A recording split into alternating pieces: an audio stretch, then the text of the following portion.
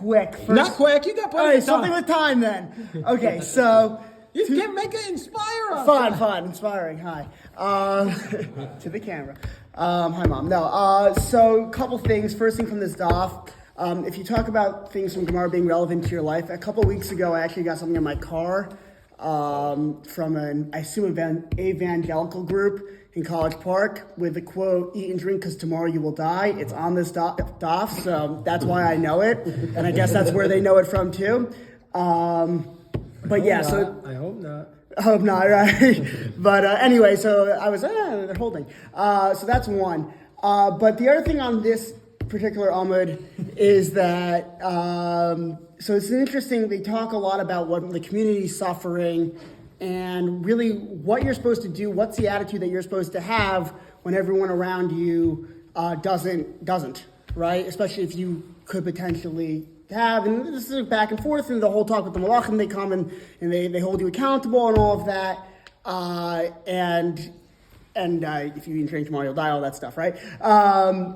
So, the question is what you learn from that, and obviously, I don't have a great thing right out of the Gemara, but I do have a good story.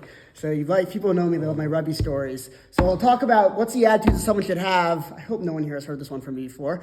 What's the attitude you should have when you've got nothing, right?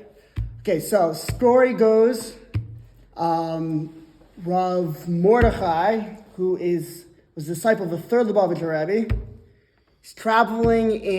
he was sent to be the rabbi of a town on Yom Kippur, okay? Somewhere, I want to say it was somewhere in Russia, it had to be Russia. And the SARS, it makes sense. Well, actually, the Lubavitch based on Russia, it doesn't matter. Anyway, so, backstory, getting your history. Okay, basically, you get sent to this town, and the SARS army's coming, and if you're a Jew, you don't want to be anywhere near the SARS army, and Russia, period, anywhere, and all the Jews clear out. So they leave him hanging, he's there, and he's like, where are all the Jews? And everyone else is like, Jews left, the army's coming. He's like, great, this is going to be a fantastic Yom Kippur. And the army pulls up, and these guys come over like, oh, it's a rabbi, fantastic, it's Yom Kippur. He's like, what Meshuggah soldiers did I end up with? So it turned out, for those of you who know, it's something called the Concordancia. In Russia, they used to steal these Jewish babies, right? And they used to basically, I guess it's Christian kiruv, I don't know what you call it, but they'd force baptize them, and they'd say, okay, you guys are like, it's free soldiers for the Tsar, right?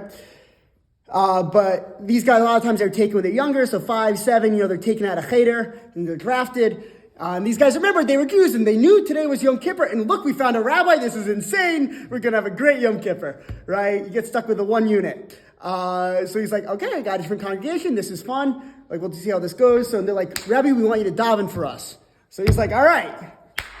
Kol Nidre, Mariv, Shacharis, Musaf, Mincha. He's got it all down. They get to Ne'ilah, and the one that puts his hand on his shoulder is like, Rabbi, I need you to stop. Like, you did a great job, but we got to get one of our guys in there. And he's like, they have no idea, like, left from right. Like, how are they going to do Ne'ilah? Like, there goes my Yom Kippur, right? So he's like, basically like, he's Chabad. So like, okay, sure, yeah. Like let's see what you can do. And the guy gets up there, but he's like, they can see, like, he's not into it, right? So they're like, here, let's prove it to you that we know what we can do. And the guy starts pulling off his shirt, and he's like, oh no, And then all of a sudden he sees, like, the guy's back is just, like, absolutely covered with scars. And the guy's like, they used to hit us every day. Like, you're not Jewish or Christian, you're not Jewish or Christian, you're not Jewish or Christian. And every day I said no, and this is what I get for it. So he's like, you say good, take the stender, right? And so the guy gets up to the stender, and he looks up at the sky and goes, Rabbono shel olam.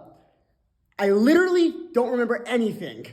I don't know anything. I was 7 when they took me out of cheder. Like, the only thing I remember is this, and I remember what it means. But I know most people when they daven for, like, most dudes when they daven for 3 things. They daven to get married. But no Jewish girl is going to want to marry me because I'm going to get out of this army when I'm 50 years old and I don't speak a word of Yiddish. So then they daven to have kids, but when am I going to have kids when I'm not getting married? And the third thing they daven for is parnasa, but I don't need parnasa. The Tsar takes care of everything for me. He gives you my food, he gives you my shelter, he gives you my clothes. What do I need you for? So why should I daven? He says the reason I should daven when I have nothing and I have no need for anything and it's all messed up, why should I daven? It says, because Yiskadal v'yiskadash shemei rabbah. It's the one thing you remember. Why? So your name should be great, it should be made great, it should be made glorious, and it should be made holy. When it goes into the whole Kaddish, it says the whole Kaddish is beautiful. What's the lesson that Rav Mordechai pulls out of there? He says, no matter where you go, no matter what you do, no matter what circumstance you find yourself in, whether you're eating, sleeping, walking, drinking, or dancing, it doesn't matter what you're doing. Yiskadal v'yiskadash shemei rabbah. You do it to make it great and to make it holy. Have a wonderful night.